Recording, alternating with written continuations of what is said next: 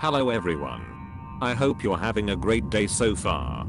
I would like to share with you a part of Islam that almost no one outside of the Muslim community knows about, the supernatural.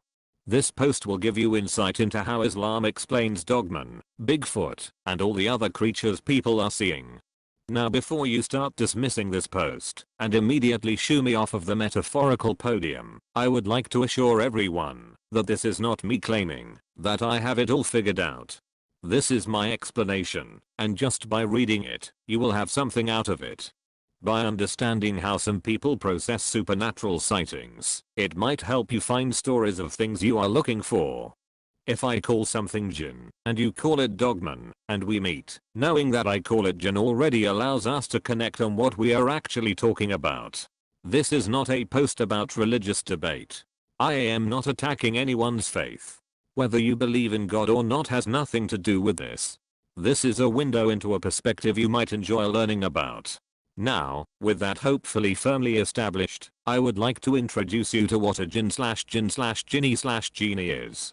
For any of this to be easily understood by people who are not into religion, I will need to give a short context about the biggest source mentioning Jinn, the Quran. In Islam, the Quran is considered the literal word of God. That means that everything in it is not the words, opinions and thoughts of the Prophet, but of God, given through the Prophet.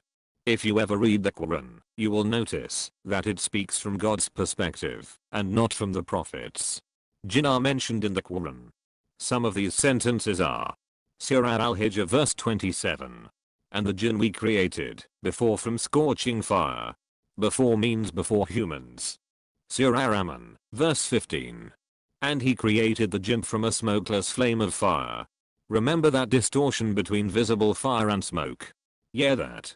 Surah Al-Dariyat, verse 56.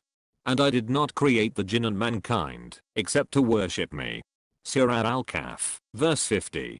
Behold. We said to the angels, bow down to Adam, they bowed down except Iblis. He was one of the jinns, and he broke the command of his Lord. Will ye then take him, and his progeny as protectors rather than me? And they are enemies to you. Evil would be the exchange for the wrongdoers. Iblis is Lucifer. He is a Jinn. Jinn are like humans, granted free will up until judgment day, and they will be judged for their actions, just as the humans will. Jinn who side with Iblis in his vengeance on humans are called Shaitan, or devils as Christianity calls them. All devils are Jinn, but not all Jinn are devils. Think of it as a race. All white people are humans, but not all humans are white people. Now with the basic context provided, onto our topic of interest, the supernatural beings. Jinn can be visible and invisible, but invisible is their natural state. They can see us, we cannot see them, with exceptions. Some Jinn can shapeshift. They have the ability to travel huge distances in extremely short time. This speed is confirmed in the Quran as well. The Jinn said to King Solomon he could bring him a throne to their current position, and the throne was around 1400 miles/2250 kilometers away, before Solomon could stand up from his seated position. Have you heard of stories from David Paulides about people who have been found in locations they couldn't have reached, either because of a difficulty of terrain, or because of a distance between where they were last seen and where they were found? Jinn are sensitive to smells. Shaitan/devils likes places and things that stink. Zoomorphic manifestation, Jinn in forms of animals. Jinn are assumed to be able to appear in shape of various animals such as scorpions, cats, owls and onagers. My ex-GF's father encountered one of these. He was driving between Dubai and Oman, which is a desert area. He noticed a raven fly up to his window and look at him while flying parallel to his car. No matter how much he increased the speed, it followed while continuously looking at him.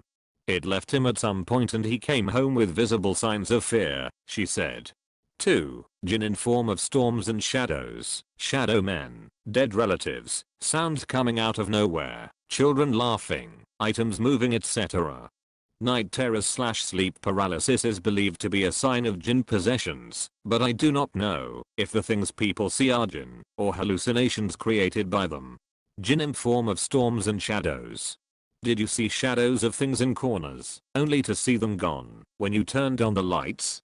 You woke up and something was in front of you, and you closed your eyes, but then opened them and nothing was there? Did you hear footsteps above your room, but knew that you were alone, or found out that no one was there at the time? 3. Anthropomorphic manifestation, hybrids. This is the dogman, Sasquatch, Mothman, alien etc. A common characteristic of the Jinn is their lack of individuality, descriptive traits, not lack of a personality, but they may gain individuality by materializing in human forms. Also in their anthropomorphed shape, they stay partly animalistic, and are not fully human. Therefore, individual Jinn are commonly depicted as monstrous and anthropomorphized creatures with body parts from different animals or human with animalistic traits. Commonly associated with Jinn in human form are the Sila and the Gal. However, since they stay partly animalistic, their bodies are depicted as fashioned out of 2 or more different species. Some of them may have the hands of cats, the head of birds or wings rise from their shoulders. In the book Interview with a Muslim Jinni by Muhammad Isa Dawud, where the author has contacted a Jinn to speak with him, this is what the Jinn said. Where do the Jinn live? They live everywhere.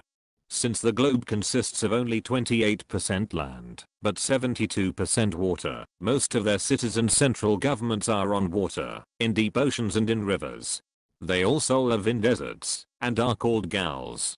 In isolated places, in caves, in mountains, in valleys, in jungles, on roofs of houses, in rooms, in bathrooms as well as ditches, gutters.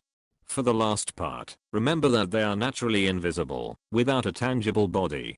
David Paulides mentions that most disappearance cases he covers happen around cave systems, water surfaces, forests, and barren mountaintops.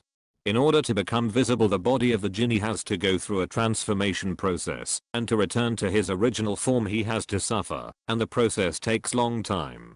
This could be an explanation why we have not yet found bodies of dogmen and all other supernatural beings, bones and the like. This is just a theory, but what if after their death they revert to their original state? Some Jinn are afraid of humans, as man can complain to their leader. When this happens, the Jinni will be severely punished. Jinn's law, said the Jinni, is stricter than human law. I know this sounds like a fairy tale, but we are here, on a sub about werewolves and aliens. Don't leave me yet. You know why I found this part interesting? This could be an explanation for why some dogmen have allowed humans to run away. We know they are faster and stronger than humans. Multiple witnesses have reported that they felt like the dogmen were just toying with them, to let them know they could kill them, but let them run away. What if killing humans causes some form of consequence they don't want to deal with? It's a theory, nothing conclusive. Still better than not having any theory on why they let perfectly vulnerable people run away. I'm not saying dogmen never kill, but remember, Jinn have free will. We also have laws and murderers.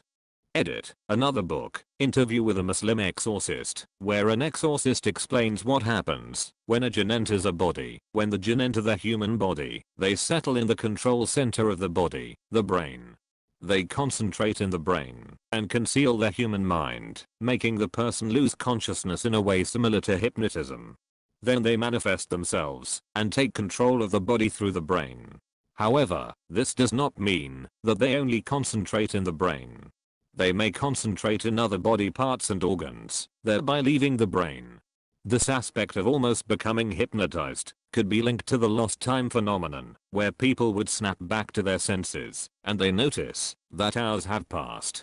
The Prophet, peace and blessings be upon him, says, the Jinn are of 3 types, a type that has wings and they fly through the air, a type that looks like snakes and dogs, and a type that stops for a rest then resumes its journey. There are a ton of things that I have not mentioned here about Jinn, because I didn't find it relevant to what we are all interested in. The monsters people are reporting. Also, a lot of info out there, and conflicting info as well. I decided to skip all of that, and just stick with the possible implications of Jinn being what we are dealing with. That concludes my post. I hope you at least had fun reading it.